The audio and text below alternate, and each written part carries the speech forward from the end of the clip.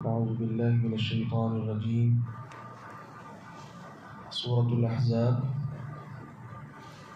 آیت نمبر 28 بسم اللہ الرحمن الرحیم یا ایہا النبی قل لازواجک، اے نبی اپنی بیویوں سے کہہ دیجئے ان کنتن تردن الحیاۃ الدنیا وزینتها، اگر تم دنیا کی زندگی اور اس کی زینت کا ارادہ رکھتی ہو، فتعالینا تو آؤ، امتعکن میں تمہیں کچھ سامان دے دوں، واسرحکن سراحا جمیلا اور تمہیں رخصت کر دوں اچھے طریقے سے رخصت کرنا۔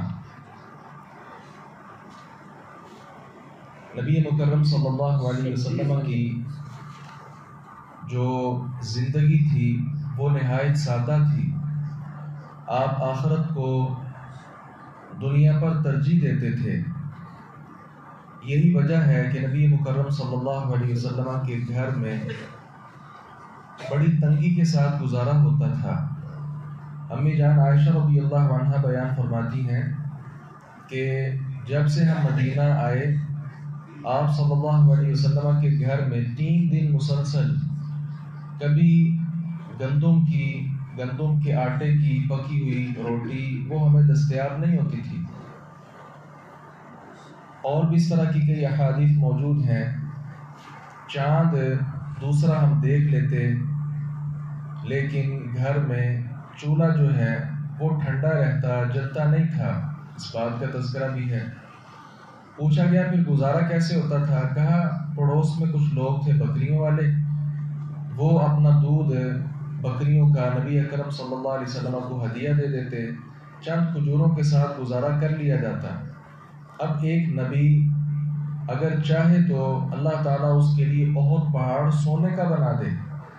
یہ ساری فرمائشیں ایک طرف، لیکن آخرت کے مقابلے میں دنیا کو بالکل بھی نبی مکرم صلی اللہ علیہ وسلم ترجیح نہیں دیتے تھے، اور بلکہ آپ تو دعا کیا کرتے تھے اللہم احیینی مسکینا وَأَمِتْنِي مِسْكِينًا وَاحْشُرْنِي فِي زُمْرَةِ الْمَسَاكِينِ يَوْمَ الْقِيَامَةِ، یا اللہ مجھے مسکین رکھ اور میری جو موت ہے وہ بھی مسکینی کی حالت میں ہو، اور کل قیامت کے دن میرا جو حشر ہے وہ بھی مساکین کے ساتھ ہو۔ تو آپ حیران ہوں گے کہ وقت کے نبی کس طرح کی دعائیں کر رہے ہیں اور ہماری دعائیں کیسی ہیں۔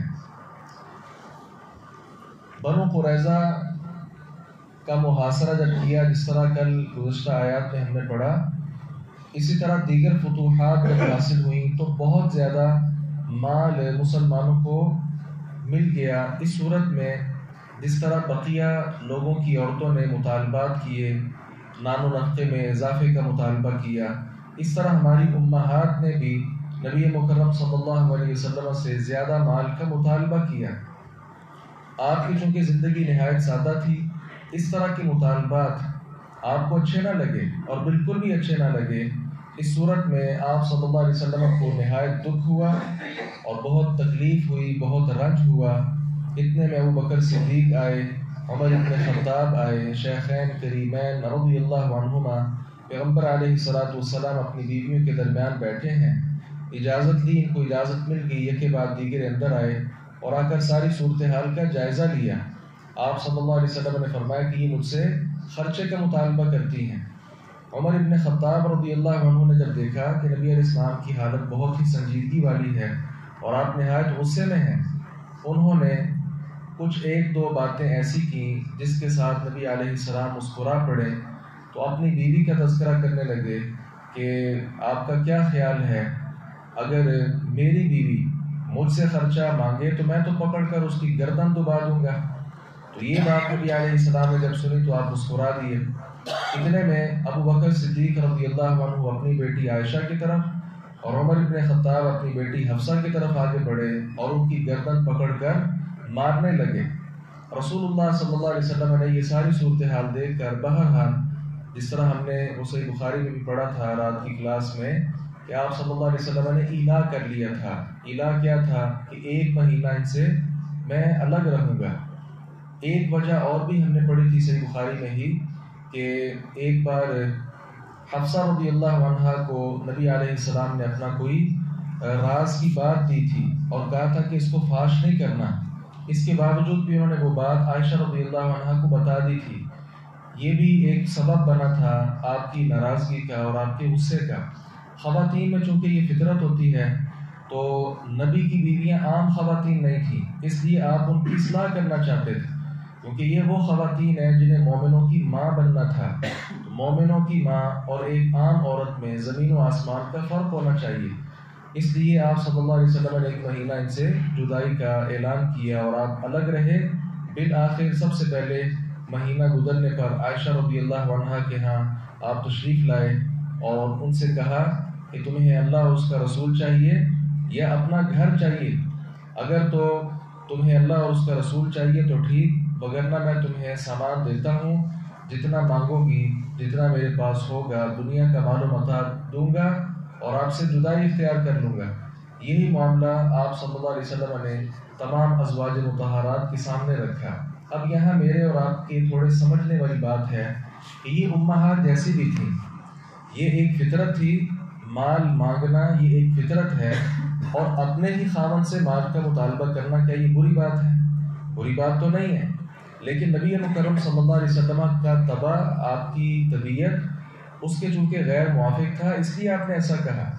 اب اگر انہوں نے کوئی بہت بڑا گناہ کیا ہوتا تو نبی مکرم صلی اللہ علیہ وسلم ان کو ویسے چھوڑ دیتے، اور چلیں اگر یہ اس کو بہت بڑا گناہ سمجھ بھی لیں، ہے تو نہیں، کوئی بھی مسلمان اس کو گناہ نہیں سمجھے گا، اور نہ یہ ہے، میں ذکر کرتا ہوں بفرض محال سمجھ بھی لیا جائے، تو جب ان تمام ازواج مطہرات نے کہہ دیا کہ ہمیں اللہ اور اس کا رسول چاہیے، مال و دولت نہیں چاہیے، تبھی تو آپ نے سب کو طلاق نہیں دی تھی، اپنے پاس رکھا تھا۔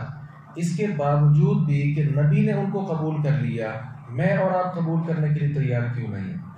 ان ازواج مطہرات کے خلاف کیچڑ اچھالنے میں یہ لوگ پیش کیوں ہیں، جبکہ نبی نے تو ان کو قبول کر لیا، ایک مہینے بعد بھی قبول کر لیا تھا۔ اس لیے یہ بہت بڑی جرأت کی بات ہے کہ کوئی نبی کے گھرانے پر بات کرے۔ آج ہم میں سے ہم کتنے لوگ یہاں بیٹھے ہیں، کوئی ایک فرد بھی اپنی بیٹی، اپنی بیوی کے بارے ذرہ برابر بھی بات سننے کے لیے برداشت نہیں، غیرت کا مسئلہ ہے۔ تو پیغمبر علیہ السلام کے گھرانے کے متعلق اس طرح کی زبان درازی کرنا، یہ اہل اسلام کے خون کو کھول دینے والی بات نہیں ہے۔ وَإِن كُنتُنَّ تُرِدْنَ اللَّهَ وَرَسُولَهُ، اور اگر تم اللہ اور اس کے رسول کو چاہو، وَالدَّارَ الْآخِرَةَ، اور آخرت کے گھر کو، فَإِنَّ اللَّهَ أَعَدَّ لِلْمُحْسِنَاتِ مِنْكُنَّ أَجْرًا عَظِيمًا، تو اللہ رب العزت نے تم میں سے نیکی کرنے والیوں کے لیے بہت بڑا اجر تیار کر رکھا ہے۔ تو اس سے بھی یہ بات معلوم ہوتی ہے کہ انہوں نے چونکہ اللہ اور اس کے رسول کو چاہا، آخرت کے گھر کو چاہا، تو اللہ رب العزت نے آخرت میں ان کے لیے بہت بڑا اجر جو ہے وہ تیار کر کے رکھا ہے۔ بہرحال یہ ہمارے ایمان کا مسئلہ ہے، یہ ازواج مطہرات مومنوں کی مائیں ہیں، 1000 مائیں ہماری ہوں وہ ایک طرف، لیکن ایک ماں عائشہ ہو، ایک ماں حفصہ ہو، اس پر ہم اپنی ہزاروں لاکھوں مائیں جو ہیں وہ قربان کر سکتے ہیں، لیکن ان کے متعلقہ کسی طرح کی کوئی بات کوئی ایک مسلمان بھی، کمزور سے کمزور ایمان والا بھی، وہ سننا برداشت نہیں کرے گا۔ اس لیے یہ ایمان کا مسئلہ ہے، یہ چیز ہمیں آگے لوگوں کو بھی بتانی چاہیے۔ اللہ تعالیٰ سے دعا ہے باری تعالیٰ حق بات کو سمجھنے اور اس پر عمل پیرا ہونے کی توفیق عطا فرمائے۔